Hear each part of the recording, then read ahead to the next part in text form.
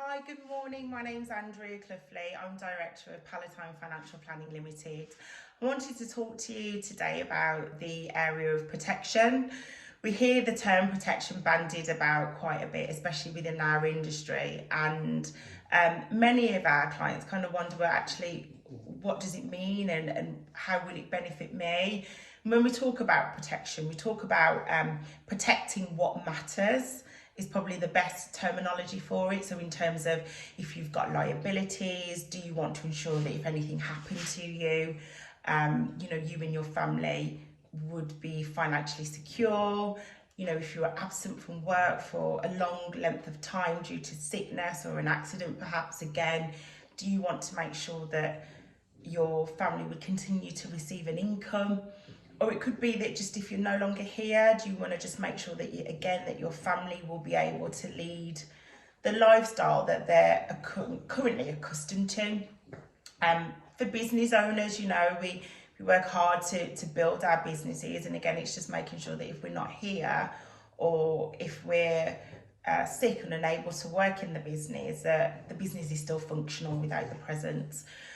So in a nutshell, that just gives you an idea of what protection is and protecting what matters.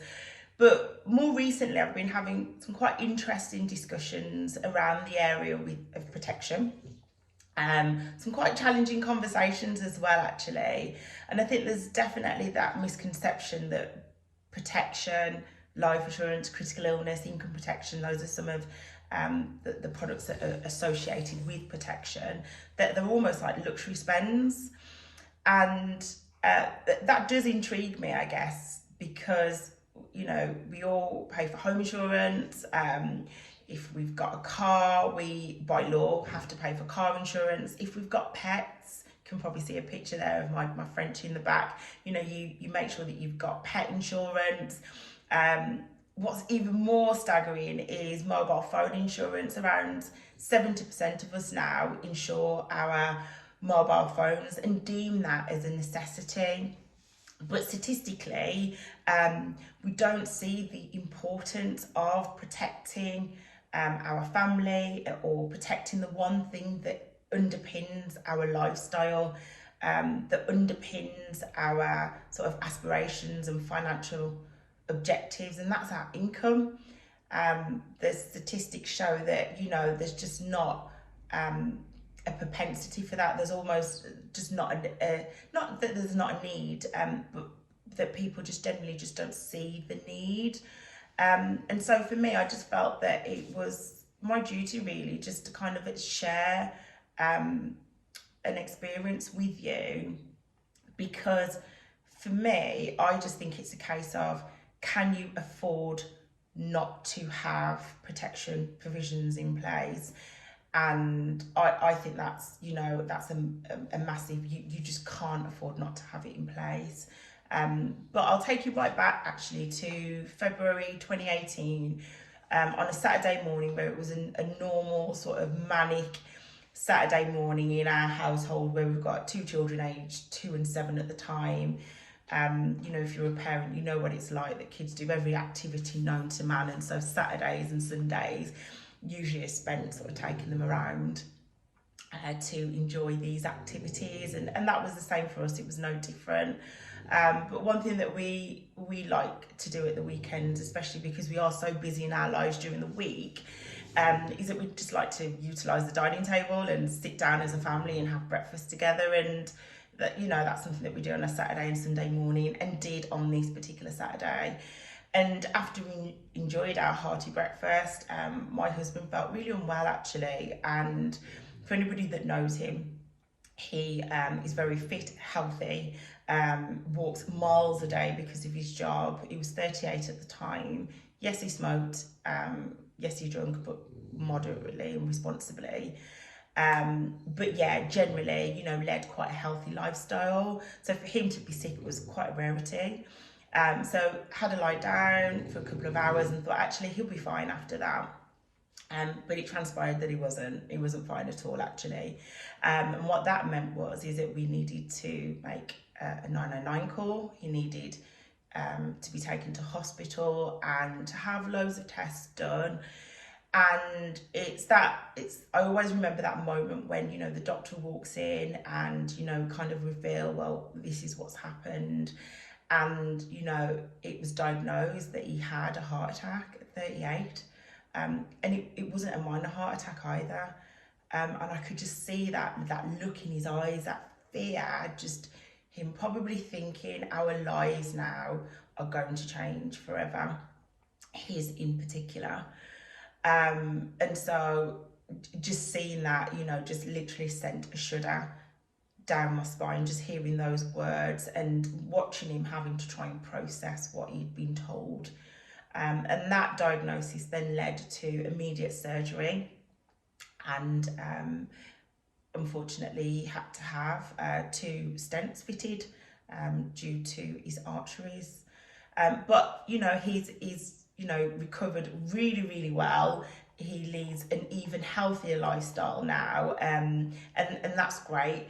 But I think why this particular story and why I felt the need to share it was so pertinent was because only 12 months before, my husband had gone through that you know, that really fateful experience, was that I decided that we needed to sit down and review our finances and review what cover we had in place. And that was for a couple of reasons, because 2016 we had a new addition to the family, which was our daughter.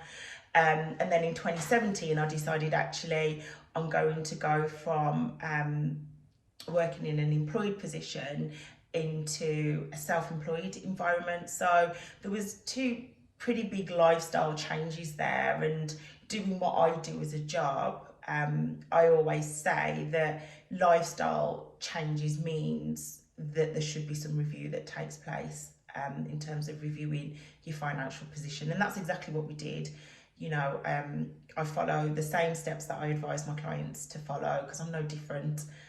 You know, I have finances and debts like everybody else, really. So it's only right that I follow that same process, and I'm so glad we did, because that review actually led me to make some quite big changes to what provisions we had in place. You know, we had critical illness. I didn't have income protection at the time because I didn't need it. I was in an employed job where I had sick pay. So that was fine. But now that my employment status was changing, I needed to obviously make that change and ensure that my income was protected. Our critical illness needed boosting up a little bit, because now we'd gone from being a family of 3 to a family of 4. My husband had a couple of changes to his income, so we needed to make some alterations there. So it was just a thorough overhaul of all our protection provisions, and making those changes meant that what he had gone through back in Feb 2018 meant that he didn't have any financial burdens to think about. It was already bad enough him having to make quite drastic changes to his lifestyle, you know, going through cardiac rehabilitation. You know, he didn't have to worry about having to return back to work because of money. He could just take the time that he needed to recover properly. And I think actually that's probably the reason why, you know, he's so fit and healthy today, because he didn't rush back to work because he didn't have to. He didn't have to because the finances were in order, because I ensured that we as a family protected what really mattered to us, which was protecting our family and our mortgage and our income. So he had a good 3 months off to go through rehabilitation, and it just meant that when he returned back to work, he was ready. He was really ready. And since that day, our lives have changed dramatically from a financial perspective, because our plans did what they said on the tin. They paid out because we'd made sure that we were protected properly. Now, don't get me wrong, the plans that we had weren't cheap, and protection isn't, you know, it isn't cheap at all. I wouldn't deem it as a luxury spend, mind. For me, it's a necessity, but despite the cost, it was almost a case of we can't afford not to have these plans in place. We've got to have them. So if it just means that we've just got to sacrifice other spends like Sky and all the other sort of luxuries that we pay for, Netflix, etc. If it means that we have to sacrifice that in order to make sure that we are adequately protected now as a family of four, then that's what we do. But for us, actually, the plans did what they were meant to do, and they ensured that at what was a difficult time, we didn't then have the financial burden to deal with as well. So I wanted to share that with you. It's not something that I or even my husband talk about a lot, but I just think it was important to share it, because I think for every family now, I think this conversation needs to be had. You know, I think we always have that dominant person in the partnership that kind of looks after the finances. It probably shouldn't be like that, but it tends to be.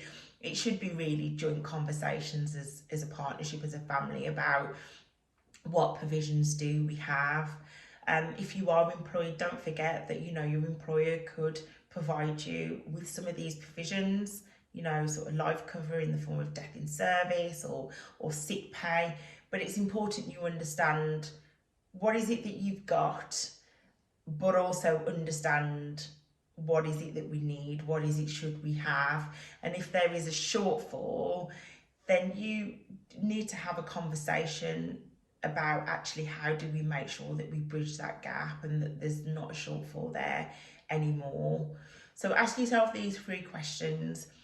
Do we have protection in place? And if not, why not?